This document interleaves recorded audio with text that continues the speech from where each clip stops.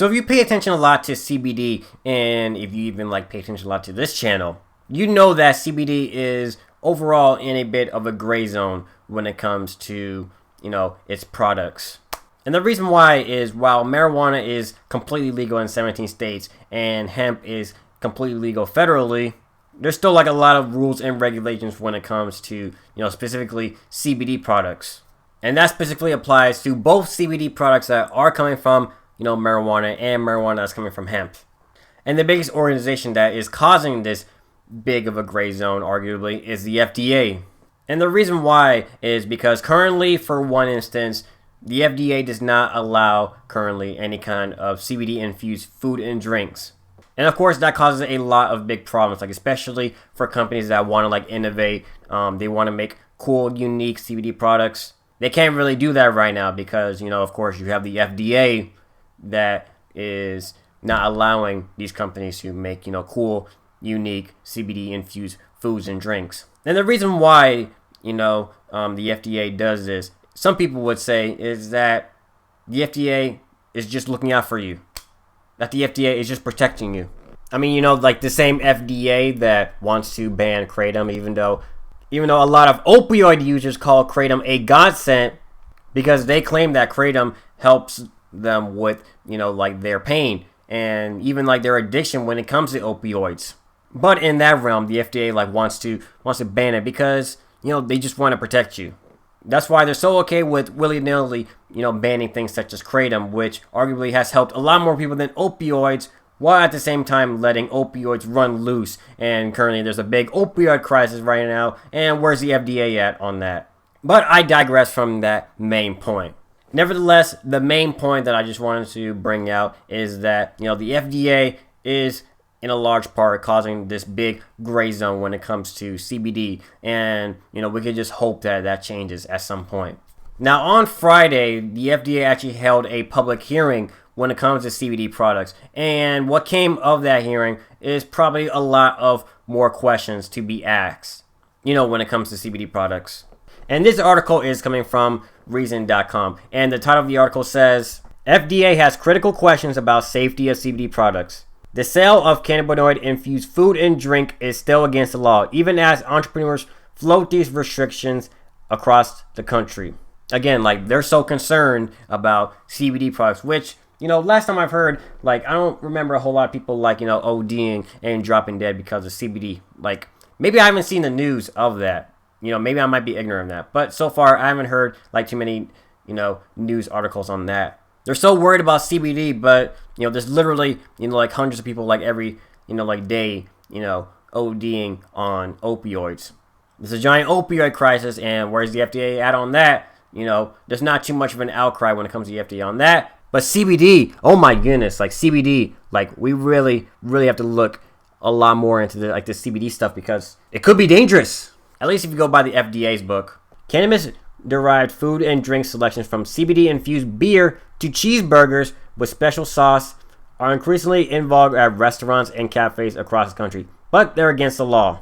Although CBD or cannabinoid is extracted from cannabis plants, it contains little to no THC, so you don't get high from it.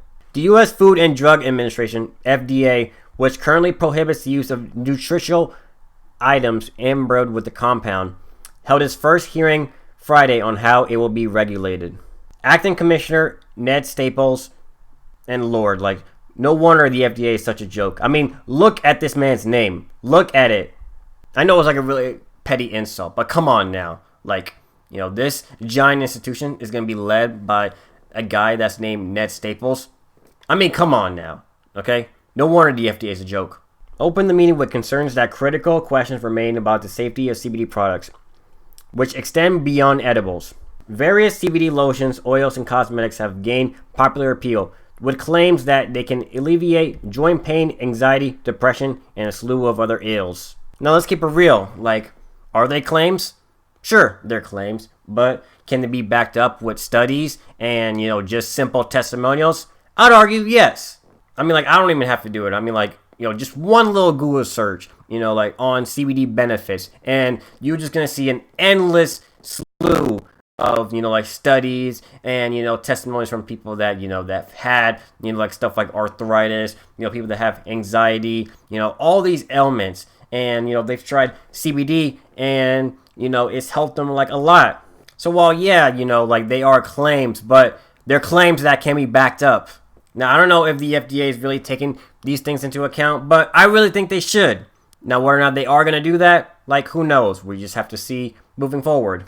But legislation around the products remained thorny, even after the 2018 Farm Bill removed hemp from the controlled substances list, effectively legalizing CBD nationwide. The FDA still regulates various aspects of certain hemp products, hence their moratorium on CBD-infused food, which is rarely enforced but still in the books. Which is, exactly the problem. Like, it's still like in the books. So, a lot of companies, like instead of, like taking risks, they'd rather like play it safe. Because, if they do decide to like make some CBD food and drinks, then there's a good chance they might feel the giant wrath of the FDA, coming at them. Which is something that a lot of these companies just don't want to have, arguably for good reason. States also have murky rules. In Florida, for instance, a 69-year-old woman was arrested outside Disney World's Magic Kingdom for having CBD oil in her purse. She uses it for her arthritis. And of course, if you follow this channel, you already know that I actually covered that story. And that lady is already now suing both Disney World and the Orange County Sheriff's Department. And some other like big news like regarding that situation. Continues, then I will make sure to cover it. When hemp was removed as a controlled substance, this lack of research and therefore evidence to support CBD's broader use in FDA-regulated products, including in foods and dietary supplements, has resulted in unique complexities for its regulation, including many unanswered questions related to its safety, said Staples. Now, I actually read through that sentence, or not even sentence, but paragraph twice, like just trying to understand like what exactly he's saying. Because honestly, at face value, like what he's saying like doesn't even like make sense. I mean, like really you're gonna say like, like hemp, there's no research and studies, like to back up, like all the benefits behind it. Are you really gonna go there, Mr. Staples? Are you really gonna go there? But I think like he is gonna go there because, like this guy is probably just like a shill. I mean, I don't know like his background, but it's kind of like obvious, like at least from reading this, he's probably not a big fan of CBD to begin with, and he's just like letting that, like just like be exposed right now, which kind of like is like a big problem because you obviously want the FDA to actually like look at this objectively. But if you're gonna have someone that's like a big higher up in the FDA that has a big bias, like against like CBD for whatever reason, then there's not really all that good of an incentive to actually look at CBD objectively because you have like a big stooge that's not looking at it objectively. So is CBD a miracle panacea, a placebo, or something to avoid entirely? The jury's still out, though the World Health Organization reports it doesn't pose health risks and isn't addictive. Some people in the industry think CBD is here to stay with or without FDA approval, as vendors peddle cannabinoid-infused supplements, gummies, and beverages with growing regularity. They often flout federal regulations and local laws to do so. So another point that I'd also want to add, so like let's say, like worst case scenario that, like CBD, it doesn't help you at all. Like let's just say it's placebo and it's basically just like snake oil. There's no real evidence that, like it affects you like negatively, like whatsoever. It's not addictive and there's no like real health risk to it. So why are you making it like such like a big deal like about like CBD? Like like it's this great danger, like to society, and if we don't like check it all too much, then like there might be a lot of dangers that might be put to the general public. I mean, like there's so many like other big problems that the FDA could like be looking into, but no, like they're looking so much into like CBD, like, and instead of like taking it out of the gray area that is in, and like actually like allowing companies to like make like CBD food and drinks, they're putting into even more scrutiny, which is not what it needs. But I digress from that point. Let's just move on. In that vein, Par Armentino, the Deputy Director of the National Organization for the Reform of Marijuana Laws, NRLML, testified at Friday's hearing that he is aware of numerous instances where local law enforcement have seized CBD products from shelves, only to refuse to file criminal charges later. In other instances, Regulators have called for removing certain CBD products from retailers because of ongoing questions regarding their legal status. And this is exactly what I'm talking about, like when it comes to like the gray area.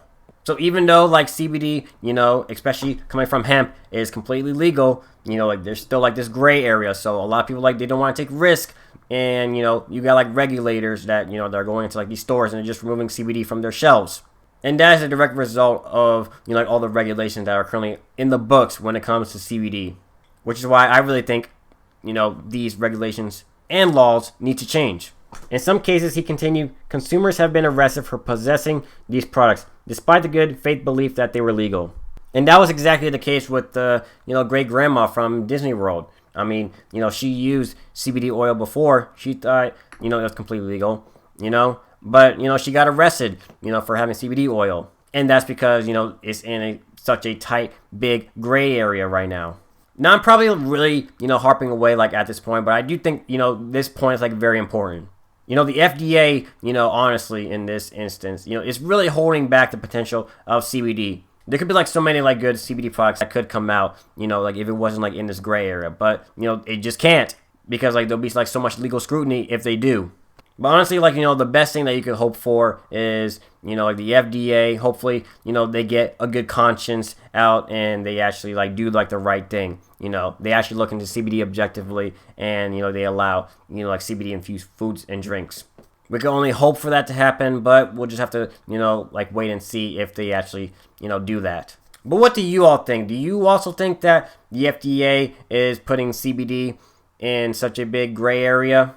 Or do you have a different perspective? Like, do you think that the FDA is doing like a right thing? Like maybe you think that, like maybe, like they should, hold CBD in such big scrutiny for whatever reason? Let me know what you think in the comments down below. I'm always open to hearing different opinions, if there is any. And that's going to go ahead and wrap it up for this video. If you want to subscribe so you catch up with all my new videos whenever they release, make sure to click this button right here in order to do that. Or if you want to watch my most recent video, you can go ahead and click the button right here in order to do that. That's going to wrap it up for today. I hope all of you have a good rest of the day. And until the next one, take care, everyone. Peace.